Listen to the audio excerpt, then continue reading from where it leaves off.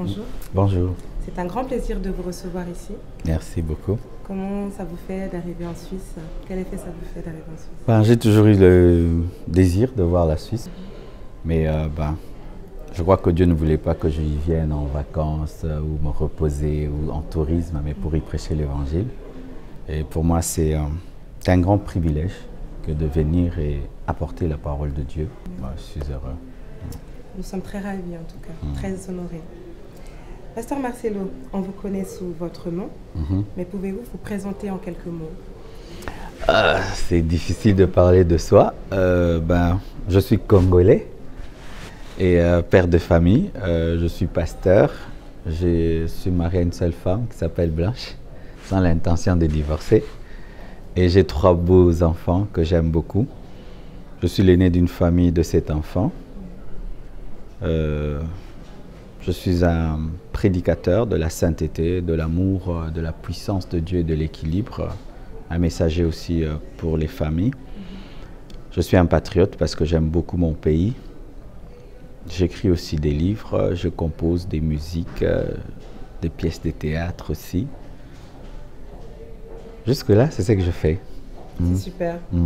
Comment arrivez-vous à pouvoir concilier votre rôle de pasteur et votre vie privée avec tout ce que vous avez à faire? Vraiment, c'est très difficile. Très difficile. Je me sens souvent comme un équilibriste. D'accord. À la fois, il faut être un bon pasteur, à la fois un bon mari, à la fois un bon papa, un bon grand frère, un bon fils. Vraiment, c'est très difficile. Et jusqu'aujourd'hui, je demande l'aide de Dieu. Vous voyez, là, nous sommes ici. Nous avons laissé nos 3 petits-enfants seuls, pas seuls, mais en famille. Et il fallait qu'ils soient avec nous, mais on va rentrer. Et puis quelques jours après, je vais aller à Lubumbashi et tout. C'est difficile. Ouais. Donc, nous faisons l'effort de leur donner des moments de qualité quand nous sommes là. C'est vrai, des fois, ils s'en plaignent, ils sont grands. Maintenant, ils grandissent, surtout Oracle, qui parle maintenant. Il fait quel âge déjà? Oracle a maintenant 9 ans. D'accord. Et c'est difficile. D'accord. Donc, c'est important de prier aussi pour ça. Ah oui, priez pour nous. La question pertinente. À quel moment avez-vous reçu votre appel? J'ai reçu l'appel de Dieu à l'âge de 15 ans. Ça, c'était l'appel au salut, parce qu'il y a l'appel au salut et l'appel au ministère. Mais c'est à l'âge de 21 ans que j'ai reçu vraiment l'appel au ministère où je me suis consacré à servir Dieu. À l'âge de 15 ans, c'était par une apparition de Jésus-Christ qui m'est apparu. Et puis, c'est là que j'ai abandonné le péché. Mais c'est à l'âge de 21 ans que j'ai reçu l'appel maintenant au ministère. Et c'est à l'âge de 23 ans que j'ai commencé l'église La Compassion. Wow. C'est très tôt. Ah oui, ça fait maintenant 18 ans. C'est super. Avez-vous influencé d'autres amis à vous, autour de vous, aussi jeunes? Pour se convertir? Oui. Ah oui. Je prêchais la parole de Dieu à l'école. Je prêchais à l'université. D'ailleurs, j'ai appris à prêcher à l'école Massamba. Ma première prédication, je l'ai donnée au banc. Ensuite, je l'ai prêché à 20 personnes ou 10. Et après, je commençais à prêcher à l'université. Ensuite, j'étais devenu président de la jeunesse pendant 4 ans. Et puis pasteur. Donc, j'ai fait de mon mieux pour amener aussi ma famille à Christ et mes amis. Aujourd'hui, mon petit frère est pasteur. Ma petite sœur aussi, l'une de mes sœurs est pasteur. L'autre prêche. Donc, le virus de Christ, le bon virus, est entré. Amen. Gloire à Dieu. C'est un très beau parcours en tout cas. Vos messages interpellent beaucoup les jeunes. Savez-vous pourquoi? Certains disent que malgré que je vieillis, parce que moi j'ai la barbe blanche, j'ai gardé un esprit jeune. C'est-à-dire que tout ce qui m'est arrivé n'a pas influencé mon esprit. Je suis resté un jeune. J'ai appris à prêcher en prêchant aux jeunes. Donc, ce qui fait que Dieu m'a fait grâce de pouvoir leur parler directement et garder un esprit jeune. Mais je crois aussi que c'est l'appel de Dieu, parce que très tôt, un prophète m'avait dit que Dieu m'utiliserait pour influencer les jeunes de ma génération. Aujourd'hui, je vois cette prophétie s'accomplir. Donc, c'est un appel de Dieu, c'est une onction, c'est une grâce. Je crois que c'est plus cela, quoi. D'accord. Effectivement. Vous impactez les vies de beaucoup de jeunes. Il y a eu beaucoup de témoignages, surtout en Suisse. La raison pour laquelle nous avons vraiment voulu que vous soyez parmi nous. Comment conciliez-vous les deux appels différents dans un couple? Comment? Par rapport à votre épouse, par exemple, son appel à elle et le vôtre. Ben, Dieu ne peut pas appeler une femme à faire un ministère qui va détruire celui de son mari. Je crois qu'ils sont appelés à travailler ensemble. C'est comme le pied gauche et le pied droit. Ils ne vont pas d'un sens contraire, sinon ben, on stoppe, on stagne. Je crois que c'est possible, mais il faudrait aller dans une même direction. Mais si vous avez des appels contradictoires, ben, ce sera l'échec. Ouais. Alors que nous sommes des êtres humains, peut-on ressembler à Christ? Oui, mais derrière, c'est être chrétien. Si on ne peut pas ressembler à Christ, on n'est pas chrétien. Jésus-Christ est totalement Dieu et totalement homme. Il a vécu la vie des hommes pour que les hommes vivent la vie de Dieu. Il est un modèle, pas divin seulement. Il est un modèle humain qu'un homme peut vivre comme Dieu. C'est possible. Et parlait du Saint-Esprit. Le Saint-Esprit en nous donne la capacité de vivre comme Jésus. Mais sans le Saint-Esprit, c'est impossible. J'ai relevé cette question parce que plusieurs fois, elle a été posée par des jeunes personnes. Donc, je voulais vous la poser. C'est possible d'être un chrétien. C'est possible de vivre dans la sainteté. C'est possible de vaincre tous les péchés. C'est possible. Il faut sortir de ce christianisme de faiblesse. Oh oui, tu peux prier, mais tu vas fumer. Tu peux prier, tu vas t'enivrer. Tu peux prier, mais tu n'arrives pas à abandonner les copines. Tu n'arrives pas. Non, c'est faux. Quand Jésus entre dans ta vie, tu arrêtes ces choses-là.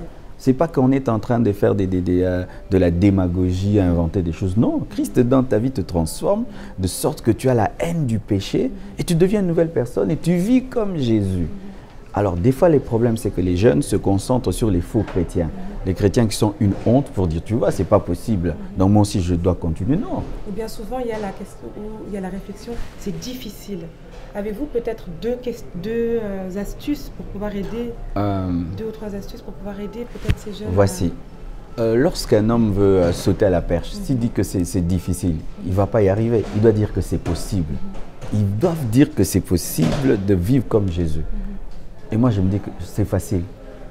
Parce que c'est lui qui vient en toi, vivre en toi sa propre vie. Alors c'est possible et c'est facile. Ça devient difficile et impossible lorsque tu veux le faire avec tes propres efforts. Mais lorsque tu laisses Christ vraiment te remplir, c'est comme un poisson dans l'eau. Est-ce qu'un poisson dans l'eau devient musclé? Il ne fait aucun effort. C'est son élément, c'est sa nature. Le problème, c'est que beaucoup veulent vivre la vie chrétienne par leurs propres efforts. Et la Bible dit, ce n'est ni par force, ni par puissance, mais c'est par mon esprit. C'est possible. Abandonner la musique de ce monde, est-ce que c'est difficile? Comme je vois des chrétiens, il est lié à la musique profane et tout, mais c'est facile. Si tu as Christ, tu abandonnes ça. Moi, le jour que j'ai reçu Jésus-Christ, j'avais des CD. Je suis rentré dans ma chambre, j'ai tout cassé, j'ai déchiré les posters. Le même jour, j'ai tout arrêté. Ça nous convainc. Oui, ça te convainc. Tu vois que tu étais en train de boire du poison, tu pensais que c'était de l'eau. Imagine toute ta vie, tu prenais du poison, pensant que c'est de l'eau. Et puis je te révèle que c'est du poison. En un clin d'œil, tu arrêtes. Mais c'est tout. C'est ça, quoi. Aussi simple que ça. C'est un problème de révélation. Pasteur Marcelo, je vous pose des questions que beaucoup de personnes nous ont posées. Dont, pourquoi Dieu reste-t-il sourd à nos cris quelquefois? Ben, Dieu répond toujours. Mais la réponse est des fois oui et non. Si je te dis non, je t'ai répondu. Alors des fois les gens disent que Dieu ne me répond pas. Pourquoi? Parce que Dieu ne lui a pas donné ce qu'il voulait. Dieu ne nous donne pas ce que nous voulons. Dieu nous donne les choses selon son plan. Il y a des gens qui demandent mal, c'est ce que la Bible dit, pour assouvir leurs besoins, par orgueil, par compétition. Tu vois ton ami se marie, moi aussi je dois me marier. L'autre a une voiture, moi aussi une voiture. Là c'est la rivalité, c'est pourquoi Dieu ne donne pas. D'autres cherchent pour leur propre gloire, être plus que tout, se vanter, se glorifier. C'est pourquoi Dieu ne donne pas. La Bible dit, vous demandez, vous ne recevez pas parce que vous demandez mal. Et d'autres sont impatients. À peine convertis de 2 jours là, il veut que Dieu fasse tout pour lui. Non, Dieu doit te former, Dieu doit te tailler, c'est un processus. Et d'autres, ils demandent des choses avant le temps de Dieu. Dieu le fera. C'est comme si mon fils de 9 ans me demande qu'il veut conduire ma voiture. Est-ce que je veux lui donner? Je l'aime, mais parce qu'il est immature, je ne lui donne pas. Et d'autres, c'est le péché. Il demande des choses, mais il a les mains sales. Un enfant qui veut la nourriture, mais ses mains sont sales. Qu'est-ce que papa va dire? Lave tes mains. Non, je veux manger. Lave tes mains. Papa ne m'aime pas. Non, papa t'aime. Il ne veut pas que tu aies des microbes, que tu puisses tomber malade. Il y a tout ça. Il y a le temps de Dieu. Il y a la sanctification, la foi, la connaissance de la volonté parfaite de Dieu. Il y a des fois des mauvaises motivations. Il y a des fois tu demandes à Dieu. C'est comme si je dis, Seigneur, je veux devenir un Chinois. Est-ce qu'il va m'exaucer? Je n'accepte pas ma destinée. Il y a toutes ces choses-là. Et d'autres, ils ont besoin d'être délivrés des puissances des ténèbres. Certains, c'est parce qu'ils ont ouvert une porte au diable, ils continuent à l'ouvrir par l'ignorance et l'ennemi en profite pour bloquer les choses. Donc, il y a tellement de choses. C'est tout un séminaire.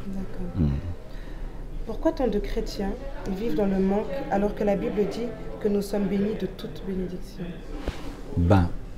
Pour ma part, je ne crois pas que tout chrétien sera milliardaire ou millionnaire.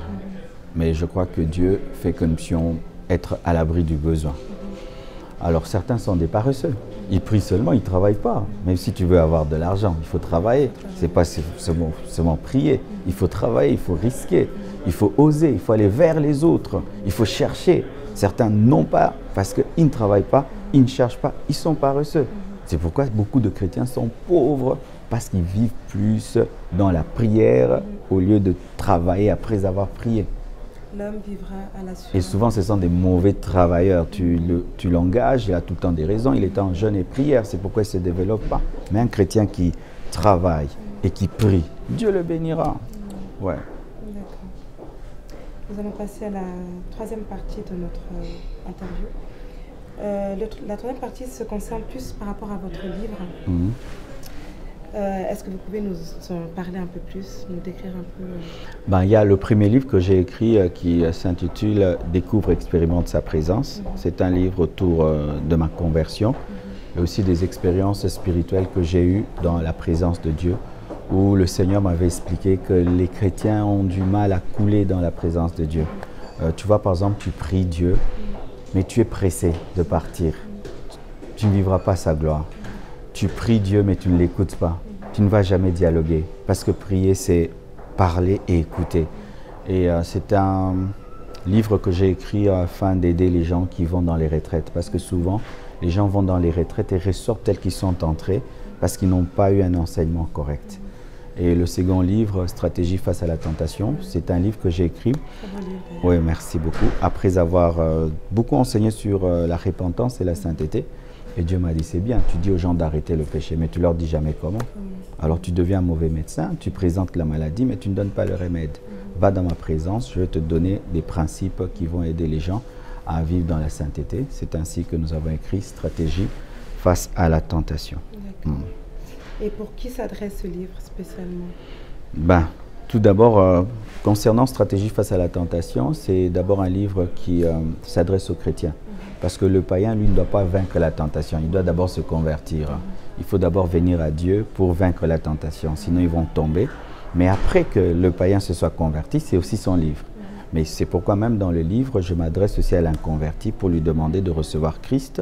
Parce que sans Christ, il ne peut vaincre la tentation. Il est d'abord adressé aux chrétiens, mais ensuite aussi aux inconvertis qui veulent vaincre la tentation. Et le livre Découvre, expérimente sa présence, c'est vraiment un livre que j'ai adressé aux chercheurs de Dieu. Je les appelle les chasseurs de Dieu. Il m'a été inspiré aussi d'un livre que j'ai beaucoup aimé, Tony Taney, qui a parlé de chasseurs de Dieu. C'est pour les chercheurs de la présence de Dieu. Et puis pour terminer, je vous avais fait donc une chanson qui est Le Monde est drôle. Allez-vous continuer dans la musique? Oui, je suis en plein studio. D'accord. Peut-être ça coïncide avec les guitares. Et pourquoi avez-vous décidé de pouvoir sortir maintenant Plusieurs personnes ne savent pas. Avant d'être pasteur, j'étais choriste. Moi, j'étais une choriste vraiment dans les chorales, là, vraiment, les chorales, tout, avec ténor, vous êtes à 10 et tout. On chantait à Kikongo, en Chiluba, en Lingala. Et après, j'ai commencé à diriger la louange et l'adoration à l'église. Et c'est quand j'ai commencé la compassion, lorsqu'on faisait des retraites, on avait des cantiques nouveaux qu'on chantait. Et on avait 1, 2, 3 et puis 10. J'en ai 100, hein? Wow. Oui. Alors, je disais toujours, je sortirais une chanson. Je n'avais pas le temps. Mais là, je me suis vraiment décidé. Là, j'ai déjà enregistré plusieurs chansons. J'attends le temps de Dieu, puis ça va sortir. Un album se prépare. Oui, oui. Profondeur 1, c'est ça le nom. D'accord. Donc nous restons connectés. En tout cas, c'était un plaisir de vous recevoir. Bienvenue en Suisse encore une fois. Merci beaucoup. Et à bientôt. Merci et venez très nombreux aux soirées de gloire. Voilà. Déjà demain, c'est demain à 16h. 16h et ce sera à la salle communale du Faubourg. Merci. Merci.